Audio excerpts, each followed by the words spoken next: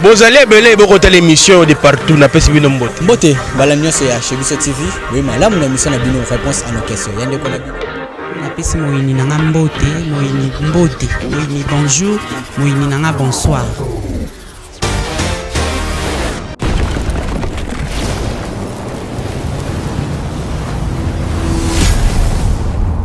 Chebiso Télévision, chaîne oyo ekokani na yo. What is aventure?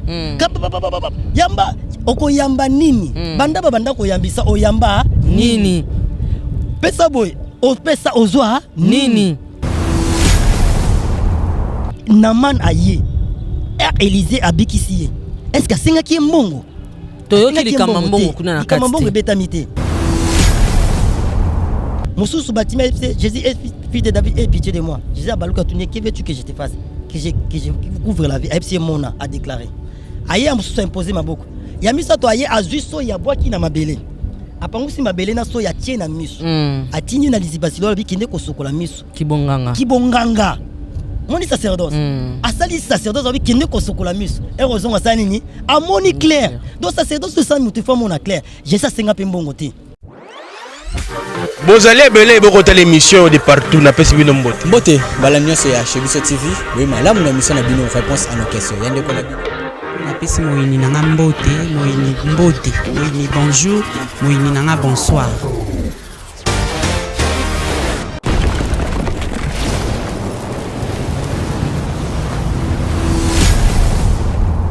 Chebiso Télévision, chaîne oyo ekokani na yo. Très ravi de vous savoir nombreux devant vos petits écrans en train de nous suivre sur Chebiso Télévision à travers cette belle émission présentée par votre humble servante Nadège Kimana, autrement dit la calculatrice de la presse congolaise.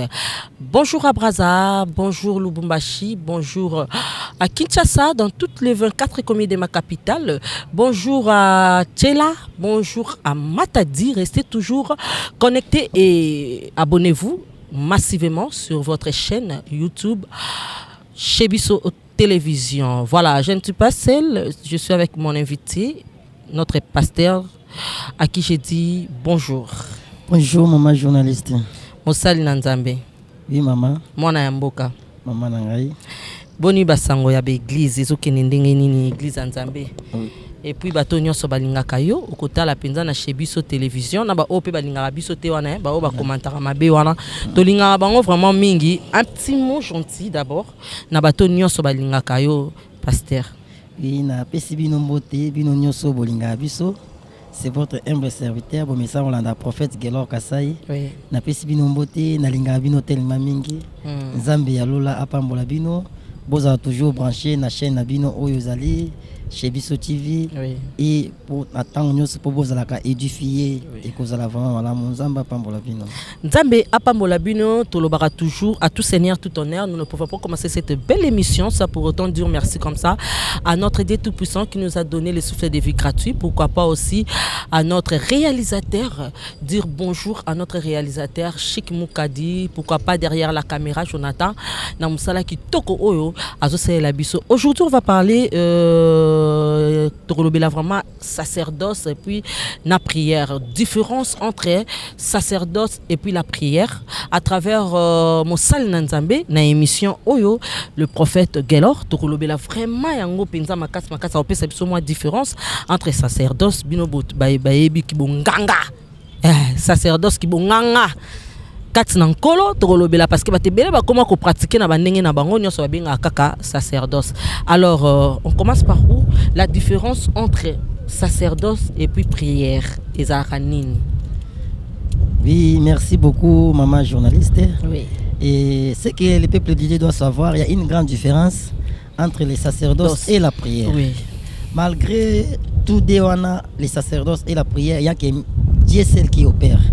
Il y a que Nzambe moko comme Jésus-Christ de Nazareth. Oui. Mais il y a une grande différence entre les sacerdoces et la prière. J'aimerais commencer d'abord par la prière. Voilà. Et c'est quoi d'abord la prière? Parce que beaucoup de gens prient, prière était la kisini. D'abord, prière par la définition, prière est un dialogue. La prière c'est un dialogue entre l'homme et Dieu. Oui, oui. La prière est un moyen où moto azo se communiquer dans Nzambe. Et Nzambe po a se communiquer na mutu, Nzambe a plusieurs manières ya kosolo na mutu to ya kolobela mutu. Ouais. Dieu nous parle à travers sa parole. Dieu nous parle à travers moyen ya prophétie. Dieu peut nous parler même dans nzela ya niama, même deki même na mutaliboma. Oui. Mais biso ba tozaka na nzela moko to sola na Nzambe, rien que la prière. Prière, oui. Donc la prière ils allaient dialogue entre mutu na Nzambe. Et à ce qui concerne les sacerdotes c'est bonganga ya Nzambe. Donc sacerdoce c'est plus que la prière. Voilà. Pourquoi tu l'obéis plus que la prière? Parce que la prière, lorsque nous prions, l'exaucement de la prière ne dépend pas à celui qui prie. Voilà. C'est-à-dire nous pouvons prier, mais l'exaucement de la prière ne dépend pas de nous. L'exaucement de la prière dépend en Dieu. Raison pour laquelle, maman journaliste, vous verrez que quelqu'un peut commencer à prier, il peut faire même 10 ans, 5 ans, 5 mois même, en train de demander quelque chose. Mais il y a des autres, pour dire quoi? C'est-à-dire quand nous prions, l'exaucement de la prière dépend du Dieu. Et Dieu nous donne ce que nous demandons dans la prière à travers notre foi, au moyen de la foi. Ah oui. Parce que la Bible dit tout ce que vous demandez en priant, croyez que vous l'avez reçu et vous le verrez s'accomplir. Oui. C'est-à-dire, à ce qui concerne la prière, sans la foi, tu ne verras rien. Et les sacerdoces, cela ne dépend pas d'abord de Dieu, malgré c'est Dieu qui opère. Voilà. Et les sacerdoces, ça ne demande pas d'abord la foi. Je précise, je n'ai pas contre la foi. Parce que la foi est la base de la vie chrétienne. Et si aujourd'hui, ton dîme à Jésus-Christ, c'est au moyen de la foi. Parce que tout ce que l'on a Jésus. La voix vient de ce qu'on attend, non? Oui. Ce qu'on attend vient de la parole de Dieu. Oui. Romains 10, 17, la foi vient de ce qu'on attend et ce qu'on attend vient de la parole de Dieu. La foi, c'est la parole. Oui. C'est pour cela que je dis il y a une grande différence entre le sacerdoce et la prière. Et la prière. Quand nous prions, ça demande la foi pour recevoir quelque chose que tu demandes. Oui. Mais les sacerdoces, ils ont dépendre de la foi. Pourquoi? Parce que les sacerdoces dépendent de la service sacerdotal. Nani oyo il faut ça la service wana parce que tozo yeba susté to bungani biso bana na Nzambe tozo yeba te nani oyo aza censé ya kosala sacerdoce parce que ça ki bonganga kati na nkolo. Oui, moi je ne sais pas si tu me permets même ya kotanga mukie makomi na Nzambe. Vas-y moto na Nzambe. Totangi na mukanda il y a 2 Rois chapitre 5. Oui. Le verset 7 à 14. Je lis la parole du Seigneur. Amen. La Bible dit ceci. Après avoir lu la lettre, le roi d'Israël déchira ses vêtements et dit, suis-je un Dieu pour faire mourir et pour faire revivre, qui s'adresse à moi afin que j'ai guéri un homme de sa lèpre? Sachez donc et comprenez qu'il cherche une occasion de dispute avec moi. Lorsque Élisée, l'homme de Dieu, apprit que le roi avait déchiré tes habits, il envoya dire au roi, pourquoi as-tu déchiré tes vêtements? Laissez-les venir à moi et il saura qu'il y a un prophète en Israël. Naaman vint avec ses chevaux et son char. Il s'arrêta à la porte de la maison d'Élisée. Élisée lui fit dire par un messager, va et lave-toi cette fois dans les Jourdains et ta chair redeviendra saine et tu seras pire. Naaman fut irrité et il s'en alla en disant, voici, je me disais qu'il sortira vers moi. Il se présentera lui-même. Il invoquera le nom de l'Éternel son Dieu. Il agitera sa main sur la place et guérirait les lèpres. Les fleuves de Damas, d'Alaban et les parpares ne valent-ils pas mieux que toutes les eaux d'Israël? Ne pourrais-je pas me laver et devenir pire? Et il s'en retourna et partant avec fureur. Mais ses serviteurs s'approchèrent pour lui parler. Ils lui dirent, mon père, si le prophète t'a demandé quelque chose de difficile, ne l'auras-tu pas fait? Combien plus dois-je lui faire ce qu'il te dit? Va, lave-toi et tu seras pire. Il descendit alors et se plongea 7 fois dans les Jourdains, selon la parole de l'homme de Dieu. Et sa chair devient comme la chair d'un enfant. Et il fit pire. Naaman retourna vers l'homme de Dieu avec toute sa suite. Lorsqu'il fit arriver, il se présenta devant lui. Et il a présenté devant lui et dit, voici, je reconnais il n'y a point un Dieu sur toute la terre si ce n'est en Israël. Là c'est 2 Rois chapitre 4 verset 2 Rois chapitre 5 verset 7 à 15. Voilà. Et tu m'as demandé la question, madame la journaliste, c'est qui peut faire les sacerdoces? Oui. Totangi la Bible, pourquoi? Ici, je vais montrer au peuple de Dieu l'importance du sacerdoce. Voilà. Parce que sacerdoce n'est obéza plus que la prière. Et Moutounio sauté à Sengi à ça la sacerdoce. Ah, Babé Tabso Lisolo, il y a Élisée. Na le roi, il y a Israël. Avec Naman des Syriens. Naman des Syriens, Azaki général, il y a armée à Syrie. Azaki na maladie, il y a lèpre. C'est-à-dire, étant que général, Azaki na mbongo. Atambola na baminganga ebele. Pour avoir solution à lèpre, na abikati. Mais il y avait Nakati Nanda Kunaï, il y a une servante moko fille à Israël. Aïe, Orbi, ceux qui mettent Nanga Azaki na Samarie. Le prophète qui est là-bas, Anga abikisi na maladie ou na lèpre. Le prophète, c'est le prophète Élisée. Et nouvelle comme pas il y a Naman de Syrien. Akia yebisi roi ya Syrie. Le roi a sali lettre na homologue naïe. Le roi d'Israël a commis na katia lettre. Oui. Alobi nazo tindela yo général nanga. Soko monyo sanini obikisa ye na lèpre. Or, pendant que le roi d'Israël a sa lettre, il ne savait pas que le roi d'Israël est incapable de faire ça service parce que c'est qui sacerdoce. Oui. Parce que le roi a fait ça service sacerdoce parce que c'est qui réservé pour naïté. Et lorsque Naman des Syriens a yé na Syrie, a yé na lettre, a coûté na roi Israël, a payé lettre. La Bible dit le roi après avoir lu la lettre a siliki. Pourquoi siliki? Parce qu'il est incapable. Il y a guéri Naman de Syrie na lèpre. A pas soli bilamba. Alors que le roi a Syrie o eza menace. Donc azolu kangana to sanini to so na to bunda pour ko provoquer nga. Pour na benga mina sacerdoce te. Parce que o eza likamba prière te. Pour na prière lèpre sanini et si la te. Ezo senga au-delà ya prière. Et a pas soli bilamba. Et nouvelle comme pas le prophète Élisée. Élisée lobi pourquoi le roi pas soli bilamba?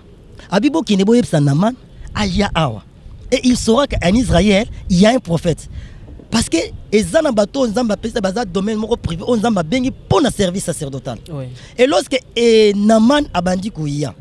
Pour Naman na yeba que Élisée obima a imposé le boko selon des bateau message na prière. Que pour mon il faut quand même imposer le boko. OK, zaki likamba kibonganga. OK, zaki likamba bonganga mama nzamba pambola yo. Ezali likamba prière te. Parce que kasi Naman dinga bela kawana. Ata zaki na siri atika l'ensemble la teke nzamba bikisanga. Asambela. Mais abikate. Pourquoi? Parce que c'est un prière, c'est un qui bonganga. Et Élisée, comme Mouto a benga maki na sacerdoce, atindi ba messager, bibo yebisa Naman. Ngana okuta na été. Akende ka mu boka na Jourdain 7 fois. Pele pressa nini et là. Mais comme tu vas messana mingi ba mona que prier ndeza la liboso, il faut pas imposer le boko ba tchaka rababa rikamana. Je suis pas contre ma langue. Mais tout le sacerdoce. Et nouvelle rayée et pas ya Naman. Naman a tomboki. Abina yebe ke ye moko obima. Ako imposer le boko na mutu nanga. Ako sagite ne batso kaka ngazame na ngazame na ye. Nzambe aye awuti wapi? Awuti likolo akitina sei. Pona oyoko silisa. Ignorance maman journaliste. Eza kuza ya mo bibi mo pepe péri parce qu'il manque la connaissance. Voilà. Et Naman asiliki. Abi est-ce que kuna na série? Atangi 3 bibale. Bama ezate ongala kokai ko boa kama penabika. Oya kanisi wana ezaki parole ezaki neti parole mo ba prononcer ka OK eza bonganga. Des Bible Dieu confirme la parole de ses serviteurs. Na muto abengami na sacerdoce. Et Naman abandi ko zonga na kanda. Ba serviteur ne ba yebisi père, ceux qui prophète asinga ki loko ezaki difficile. Est-ce que kokai ko sala yango te? Boni loko asinga eza facile, sala yango obika. Et Naman a obéir. A plongé dans Maya Jourdain 7 fois selon la parole de l'homme de Dieu. Et Rabimi, les premiers se sanini et Sili. A coutani Élisée. Donc, si tu l'as dit bien, Moto Nzambe, Moto il faut ça la sacerdoce, il faut ça azalana en obéissance. Amen. Zamba pambolo, c'est-à-dire il faut ça Moto yemona azoko obéir na Nzambe. Voilà. Deuxièmement, il faut ça Moto Nzamba salana alliance ya makasi. Parce que tokoza bokoza broza 1000 basai na Nzambe, mais alliance c'est différent. Pe non peut même la différence dans la Bible. Batu nyonso te Nzamba benga na Bible basala ba service sacerdotal. Mais le autre moment na l'église nyonso ba comment pratiquer ki bonganga na Nzambe balimbisanga parce que awa tolingi bana na Nzambe nyonso peuple de Dieu ba comprendre parce que mamsu muntu oyo mona ko betsa mama baku ya mona ke pasteur asalaki yango mais ekokisa mité or que pasteur azana ye censé te ya ko sala sacerdoce. Oui maman journaliste c'est ça. Merci pour namutuna. Et belé bazo salango na kati ya ignorance. Mais souvent salango pour ba sepelisa bandimi. Parce que là na l'église bandimi ba ko ba fanatique ya ba pasteur. Ba fanatique ya ba prophète, ya ba apôtre. Et au monde mutongoza fanatique na asali soit disant bonganga mais le même problème o ya sing asala ki esani ni esu solution totangi awa lorsque Elisa sali service sacerdotal na sali ni azu solution donc c'est-à-dire ceux qui ba sali yo muto so sali service sacerdotal il faut une solution donc so sali azu solution na likamwate c'est que za yangote et le kana non ndenge ni papa na ngai o pambola bana na nzambe na connaissance oyo za nango nani oyo il faut ça la sacerdoce à part obéissance nani oyo aza censé ya ko sala kibonganga na nzambe pour lelo kibonganga na nzambe comme belé il faut qu'on se le dise hein et comme avant mutasa elo kibonganga na nzambe il faut pesa mbongo il faut sala boye il faut donc ça au moins peine à fin à makamwana et simbité vraiment tout cas maman journaliste na sipe na mutuna makasi vraiment nzamba pambola makasi amen ma prière a dit abaxilo vraiment mikolo belé pe na musalo zo salo ki nango liboso et ça question mo très très important nani akoki ko sala sacerdoce pe le loko pour mutasa service sacerdotal il faut basenga ye mbongo a otomoni Élisée a sali sacerdoce on a bible prophète abandi liboso zaika Élisée te tomoni ba prophète Jérémie tomoni ba Esaïe tomoni ba Néhémie ba Michée ba saki ba prophète mais na kata mbo mutu asala sacerdoce azati voilà pourquoi parce que bango bazaki na domaine mususu nzambe abenga bango basuka na domaine ya prophétie ba prophète Jérémie ba Esaïe ba prophète incontestable ba prophète ba uté panzani ba sala bonganga te pourquoi parce que Esaïe réservé pour na bango te mais ba yé et okoma na temps Élisée a sali sacerdoce donc c'est-à-dire ça na catégorie ya batu moko sengi basala tozongi même na ba sacrificateur tomoni ba sacrificateur ba leka ba Aaron ba leka ba Abiatar ba leka ba sacrificateur belé mingi ba sala yango te mais to mona na sacrificateur Eli avandi na temple yango na bi différence oh j'aime dire papa maman journaliste différence entre la prière et le sacerdoce Eli le sacrificateur avanda na temple maman Anne maman ya Samuel oazaki na problème ya stérilité azalaka koya na temple asambelaka ponzamba pesa ye mwana Anne atika la zona solution te atika la zona votate mais mukolo wana tanga kutana kila le sacrificateur Eli yaza ko sambela na ye azui tango sambela nzamba répondra été mais Eli a yebisi ka elo moko abi zonga na ndako nzambe oyo yo ko lukasa nini apese loko yo ko senga Eli asambela pona été a imposé maboko te donc les sacerdoces c'est ça déclaration ba prière à tikota je ne suis pas contre la prière, moi je suis un nombre de prières. Mais nous avons les couleurs prières. Trois des aventures. Yamba, oko yamba nini. Banda ko yambisa o yamba nini. Pesa boy, o pesa ozwa nini. Pe question lobi pama. Sacerdoce pour nous salongo 5 ans mutu apesa mbongo te.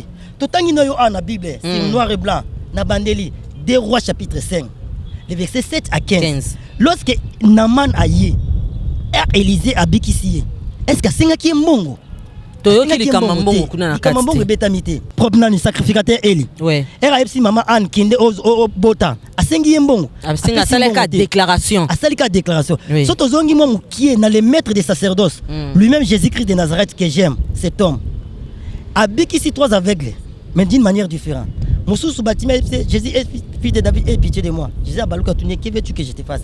Que je couvre la vie. Epsi mona a déclaré.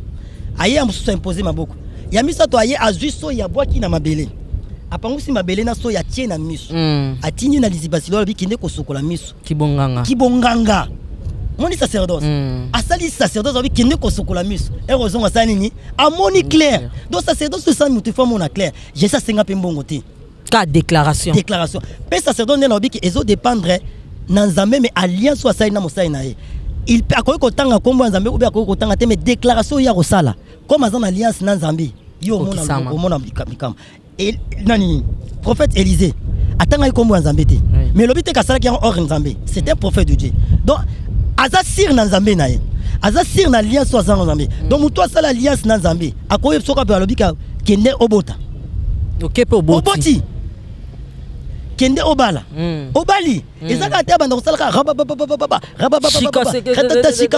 c'est des mensonges o basali sacerdoce ndobi basenga mbongo eza biblique te wana komi ba sacerdoce eza fondé na bango moko nde totanga tout moni place mo basengi mbongo te même mutu akoki kopesa na ye dim asele eloko oyo bamususu yo osali kibonganga oyo yo osali mutu oyo yo osalela moni bikamwa wana akoki kosele parole wana ya déclaration oyo lobi eza nango mabeta kosala mo enveloppe to ndenge ngana lobeli na ndenge basenga mbongo avant na sa elo déclaration sacerdoce wana pesa autant wana nde za mabe pona ba bible nengo tangi mosali na nzambe il faut to loba la vérité to moni place ba lobi mbongo te mais siko o ezalaka boye prophète mutu pona asseler parole de l'Éternel déclaration oyo mosali na nzambe lobi kat ne mama kende e bongo bota amen asali moi systématique wana ezana mabe te po bato musu balingaka ko yo ebikaka vraiment merci maman journaliste comme poser mutuna na ko répondre yo wana eza vraiment mabe te parce que eza même biblique un jour Jésus-Christ abikisi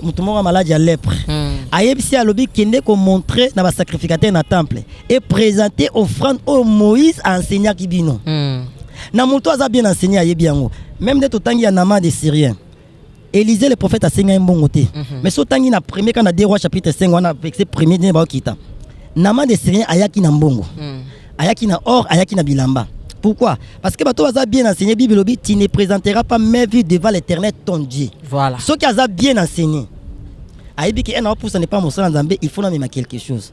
Ceux qui aza bien enseigné te ba otikaye. Siko soki ne lobi que soki amoni loboko na nzambe soki lobi apambola mon sang nzambe ou bien apeselo mon nzambe eza pe biblique. Ba benga action de grâce. Action de grâce ba pesa ngo soki muto amoni eloko asenga nzamba sali ko kisami. Ezate ndenge eza lelo mutu na lelo kwa singa ki amoni ngo to bando senga e pesa nga action de grâce. Action de grâce eza offrande na lingala ko lobani eza offrande ya matondi. To sene nzambe na singa ki o mabota accomplir ngo na zui mabota o accomplir ngo non nzambe na remerciement na yo pesa yo eloko temps.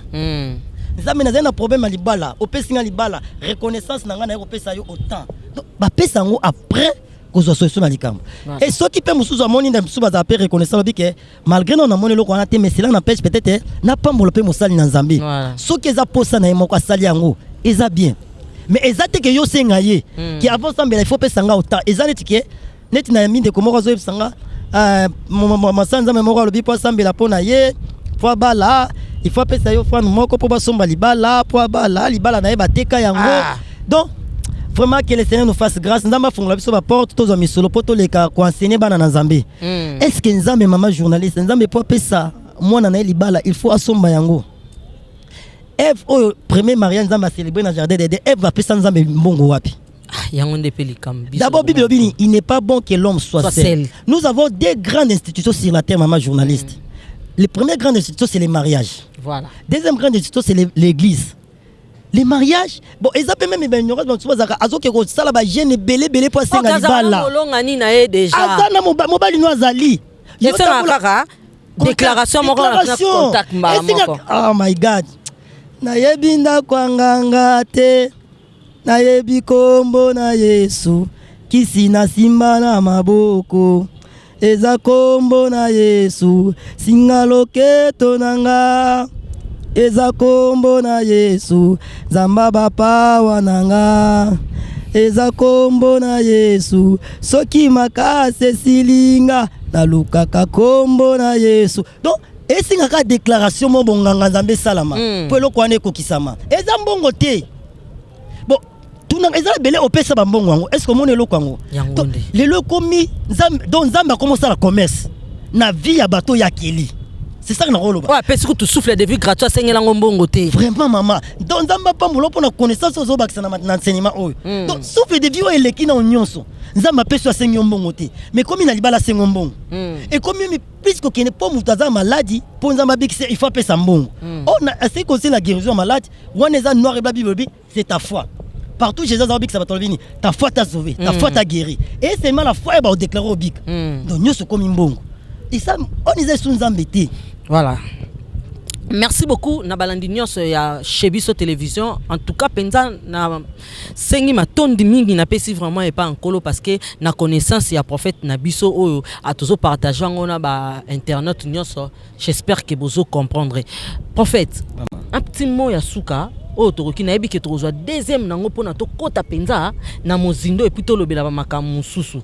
Conseil nini oyo ko pesa na bato yo balinga ko sala ki sacerdoce na bango il faut ba futa kaka. Yo ko loba nini soko kota la caméra na biso. Merci. Et loka liboso na yebisa bato sacerdoce mutunyo sote abengami na sacerdoce.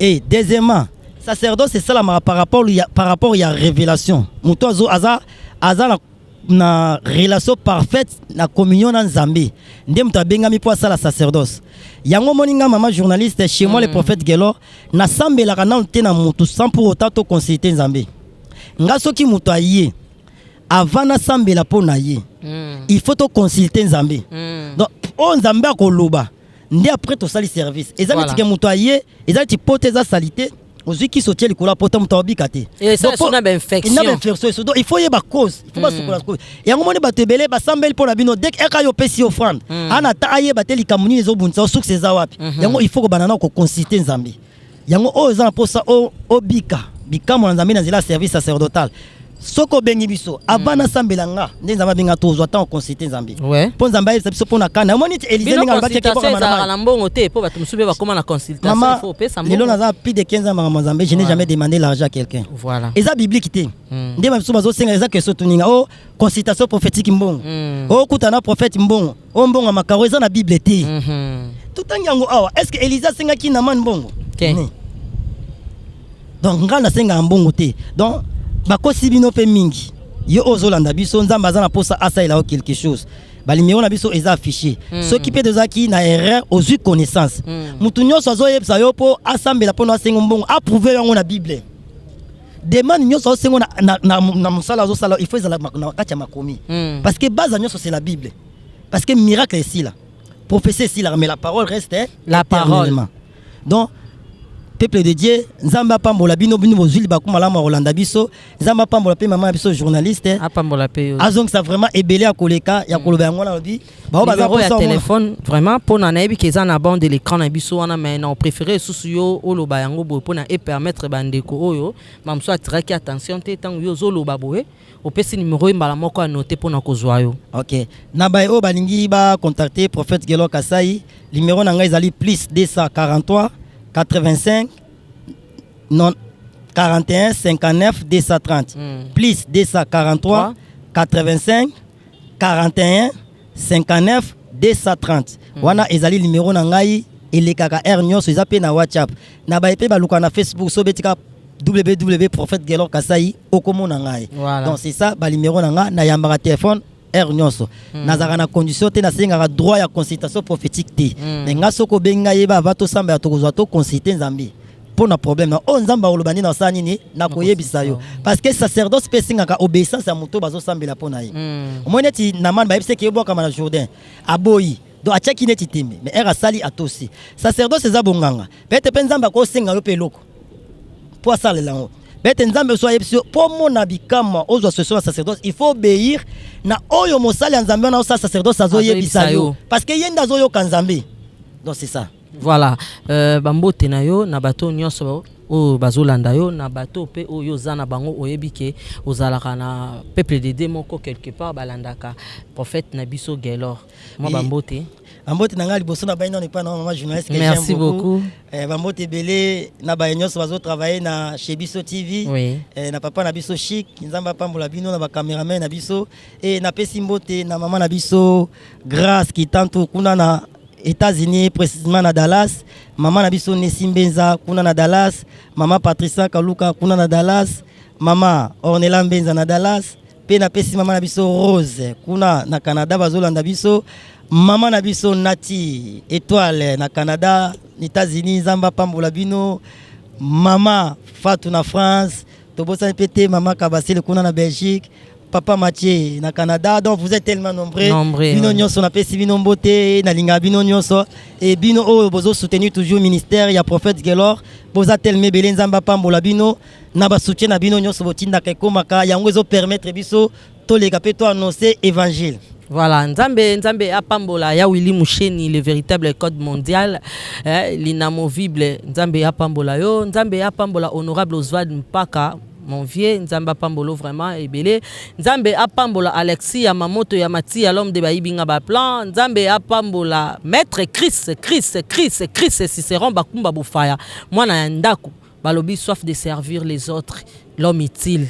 papa banebele psaume 35 nzambe apambola yo nzambe apambola équipe mobimba ya psaume 35 namoni Diki Kalonji namoni Jolie Malanda namoni Olivier namoni Daf namoni bato belé ba maître nyonso wana nzambe apambola bino nzambe apambola peuple de Dieu mobimba nzambe apambola Chebiso Télévision. D'ici là, portez-vous bien. Bye.